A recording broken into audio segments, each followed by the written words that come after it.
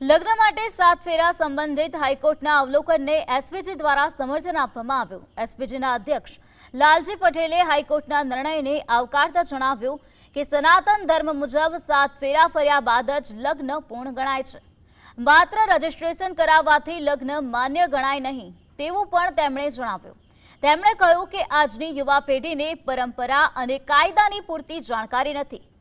સપ્તપદીમાં માતા પિતાના વચનો પણ મહત્વપૂર્ણ હોય છે। છુપાઈને થતા લગ્નો પર અંકુશ આવશે તેવી આશા વ્યક્ત કરવામાં આવી છે। એસપીજીએ હાઈકોર્ટના નિર્દેશનું કડક પાલન કરવાની અને કાયદામાં ફેરફાર કરવાની સરકારને અપીલ કરી છે। ખરેખર આનું ચુસ્ત રીતે પાલન કરવું જોઈએ અને સાથે સાથે સરકારને પણ કહું છું કે આટલા બધા અમે સંમેલનો કરીએ છીએ, બધા આવેદનપત્રો આપીએ છીએ, કોઈ લગ્ન નોંધણીના કાયદામાં સુધારો આવે તો એ તો જરૂરી જ છે, પણ સાથે સાથે કમ્પલસરી આજે હાઈકોર્ટે કહ્યું છે કે સનાતન ધર્મ પણ સાત ફેરા ફરવા જોઈએ।